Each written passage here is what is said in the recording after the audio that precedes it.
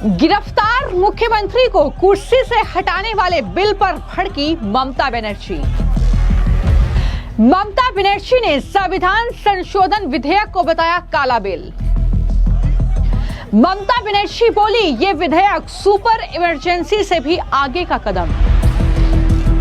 संसद के मॉनसून सत्र में मोदी सरकार ने एक ऐसा बिल पेश किया है जिसने जेल की हवा खाने वाले नेताओं की नींद उड़ाती है।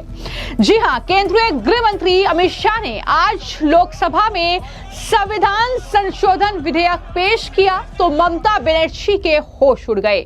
पश्चिम बंगाल की मुख्यमंत्री ममता बनर्जी ने लोकसभा में इस बिल के पेश होते ही एक लंबा चौड़ा पोस्ट करते हुए इस बिल को ब्लैक डे ब्लैक बिल बताया।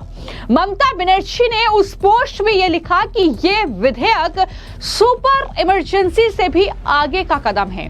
भारत के लोकतांत्रिक युग को हमेशा के लिए खत्म करने की दिशा में उठाए गए कदम के तौर पर इसकी निंदा ममता बनर्जी ने की और कहा कि यह दमनकारी कदम भारत में लोकतंत्र और संघवाद के लिए खतरे की घंटी है।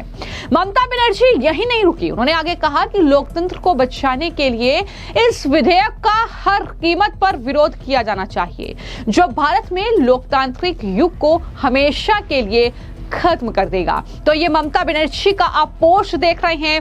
पहले हमने देखा कि लोकसभा में जबरदस्त तरीके से विपक्ष ने हंगामा काटा जब ये बिल जो है पेश कर रहे थे अमित शाह, और उस वक्त पर्चे फाड़ कर फेंके गए अमित शाह के ऊपर। इस तरीके का व्यवहार जो है वो विपक्ष की तरफ से किया गया। ये वो विपक्षी सांसद हैं जो कि संविधान की बात करते हैं, जो लोकतंत्र की बात करते हैं, लेकिन किस तरीके से वो संविधान की धज्जियां उड़ाते वहां पर नजर आए, ये तस्वीरें बताने के लिए काफी हैं। तो ममता बनर्जी जाहिर तौर पर उनके पेट में दर्द होना लाजमी है, क्योंकि जिस तरीके से भ्रष्टाचार और घोटाले पश्चिम बंगाल में हुए हैं, जिस तरीके से ममता बनर्जी पर भी कई मामलों में जो कहीं ना कहीं जांच चल रही है। और आपको मैं जानकारी दे दूं कि इस बिल में जो तमाम चीजें हैं, इस बिल की छत में अब पीएम से लेकर सीएम और मंत्री तक आने वाले हैं, जिनमें यह प्रावधान है कि मंत्रियों, मुख्यमंत्रियों या प्रधानमंत्री को 30 दिन तक गिरफ्तार या हिरासत में रहने पर पद छोड़ने का प्रस्ताव है अगर उन्हें 5 साल या उससे ज्यादा की सजा सुनाई जाती है। तो इस तरीके का प्रावधान इस बिल में है और इस बिल को लेकर ही ये विरोध, ये ब्लैक बिल ममता बनर्जी से बता रही हैं। लेकिन ये बवाल नहीं रुकता है, बल्कि संसद में मौजूद थे टीएमसी के सांसद कल्याण बनर्जी। उन्होंने बाहर आकर जिस तरीके का कहीं ना कहीं झूठ जनता के सामने फैलाया, जिस तरीके से इस बिल पर तो भड़के ही, इस बिल को उन्होंने असंवैधानिक बताया और कहा कि मैंने ऐसा नहीं किया, मैंने बिल की कॉपी नहीं फाड़ी, लेकिन जिसने भी किया मैं उसे सैल्यूट करता हूं। ये बातें उनकी तरफ से कही गई। लेकिन एक जो बड़ा आरोप उन्होंने लगाया वो ये कि मंत्री रवनीत सिंह बिट्टू और किरण रिजिजू ने विपक्ष की 2 महिला सांसदों को जो है धक्का मारा है। इस तरीके से महिलाओं के खिलाफ अत्याचार कर रही है बीजेपी। यह आरोप जो है वो कल्याण बनर्जी की तरफ से लगाया गया। किस तरीके से कल्याण बनर्जी की भड़ास इस बिल पर निकली है, जरा सुनिए। हम लोग क्या कोई एमपी फाड़ा है, उसके लिए हम नहीं फाड़ा है, लेकिन वो छोड़ो, फाड़ा तो है, फाड़ा तो क्या है, ये अनकॉन्स्टिट्यूशनल बिल, इसको क्या करेगा, तोड़ेंगे ना तो नहीं, क्या करेगा। ठीक से ठीक किया, जो किया ठीक किया, मैंने नहीं किया, लेकिन जो किया है उसको सलाम जानता है, बुलाता है, ठीक किया। अनकॉन्स्टिट्यूशनल बिल, अनडेमोक्रेटिक बिल, ये पूरा गणतंत्र को लोपाट कर देंगे एकदम। पूरा गणतंत्र, article 75 is the basic structure of the constitution. It is the basic structure of the constitution. How they can amend it? They cannot amend this one. This is the way they cannot amend. कोई chief minister को remove कर देगा, यह ऐसा होता है? कोई ED कोई केस दे देगा, सीबीआई कोई केस दे देगा, सीबीआई केस दे देगा, तो उसके बाद वो जो ईडी सीबीआई केस देता है सब फेक केस होता है। 0.5% तो कन्विक्शन है ईडी का। तो उसका बाद अरे आपको बिट्टू का है तो बिट्टू का पास जाइए ना, आप ये क्यों है? अरे आप छोड़िए ना, बोलते हैं ना, सुन लीजिए। आपको तो बिट्टू का सर पास लेना है तो बिट्टू का पास जाइए। Why are you disturbing me? आपको बोलने दीजिए, आप तो बोलने नहीं देते हैं। तो ये जो अनकॉन्स्टिट्यूशन है, इसे अनकॉन्स्टिट्यूशन को, इसके लिए हम लोग विरोध किया है। हम लोग इंट्रोडक्शन में नहीं, पहले तृणमूल कांग्रेस पूरा ओएल में थे और कोई पार्टी नहीं थे वो लोग। बाद में कांग्रेस और बीजेपी, कांग्रेस और डीएमके और जो सब है वो लोग बहुत बाद में आए, कुछ कांग्रेस का आदमी आया। तो जो है हम लोग किया है, और उसका हम लोग जब अमित शाह का सामने जब स्लोगन दे रहे थे उस टाइम बिट्टू एंड रिज्जू, वो लोग हमारा 2 एमपी, लेडी एमपी, एक है शताब्दी राय और मिताली को, उन दोनों को मारने के लिए आया है। क्या बोल रहे हैं आप? उनको मारने के लिए? हाँ, बिट्टू एंड धक्का दिया, इसको धक्का दिया, देखो ना धक्का दिया, बिट्टू लेडी को धक्का दिया। हम लोग, हमारा अंदर कोई तो कोई ना बिल फाड़ा है, ठीक है, और दूसरा तो उसमें क्या है? हम तो स्लोगन दे रहे थे, सब जमींदारी जो है टीएमसी का जो जमींदारी है वो हम ले लेता है मेरा घाट पे, चलिए हम लेता है। हम फाड़ा कि नहीं फाड़ा वो कुछ नहीं बात है। ये अनकॉन्स्टिट्यूशन बिल है, ये बिल को हम लोग देखेंगे, हम असंवैधानिक बिल है ये। अरे इसलिए वो हमारे 2 एमपी को गांव में हाथ दे देगा बिट्टू। अभी तक कांग्रेस छोड़ के उधर चला गया, किरण रिज्जू का आके गांव में धक्का दे देगा, मान लेगा ये मान ले सकता है हम लोग। कल्याण बनर्जी को आपने सुना, लेकिन मैं जानकारी दूं कि इस बिल को जेपीसी में भेज दिया गया है, यानी ज्वाइंट पार्लियामेंट्री कमेटी जो है अब इस बिल पर चर्चा करेगी और उसके बाद ही इस बिल पर जो है सदन में कुछ फैसला हो पाएगा। लेकिन फिलहाल उसके बावजूद भी इस तरीके का हंगामा किया गया। लेकिन कल्याण बनर्जी ने जो आरोप लगाए उन पर पलटवार किया जगदंबिका पाल की तरफ से, जो सांसद हैं बीजेपी के। उन्होंने क्या कुछ कहा, किस तरीके से जो अपोजिशन का हंगामा था उस पर उनका बयान सामने आया है और विपक्ष को उन्होंने जवाब दिया है, जरा सुनिए। पूरा देश देख रहा था जिस तरह की गुंडागर्दी थी। अगर संशोधन विधेयक पेश हो रहा था गृह मंत्री द्वारा, उसे प्रेमचंद्रन ने सवाल उठाया है कि साहब जल्दी में, उन्होंने कहा कि हम इस बिल को जेपीसी को भेजने वाले। जब भारत के गृह मंत्री ने सदन में कह दिया स्पीकर साहब से कि हम इस, तो फिर नहेश था इसमें, लोकसभा राज्यसभा की सारी पार्टियों के सांसद उसके मेंबर होंगे, फिर विचार होगा, उसके बाद बिल आएगा। लेकिन जिस तरह से फिर कांग्रेस के केसी वेणुगोपाल ने कागज फाड़ना शुरू किया, पहले फेंकना शुरू किया स्पीकर के चेयर पे, फिर आगे, फिर वेल में जिस तरीके से तृणमूल कांग्रेस और कांग्रेस के और सब लोग आ गए और जिस तरह से मतलब झगड़ा करने पे आमादा हो गए, या गृहमंत्री के चेयर तक पहुंच करके जिस तरीके से किया, मतलब इसकी जितनी भर्त्सना की जाए, आज तो पूरी लोकतंत्र पे कुठाराघात है।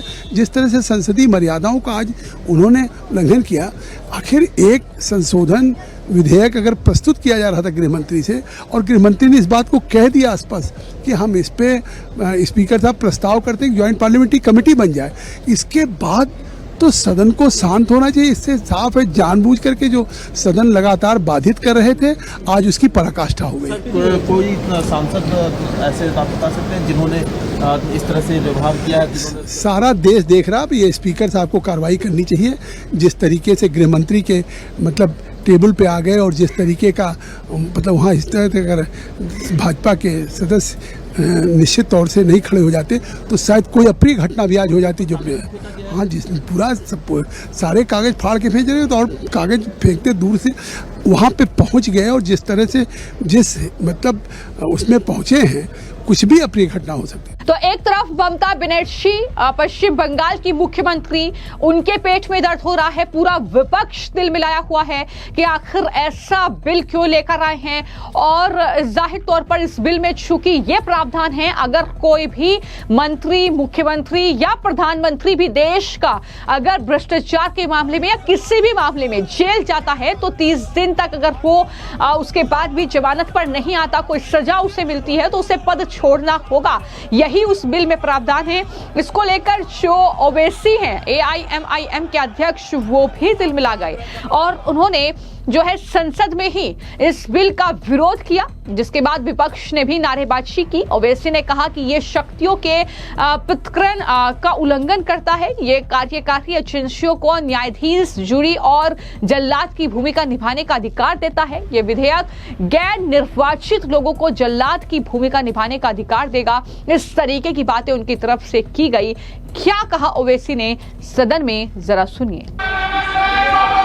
असाउद्दीन ओवैसी जी।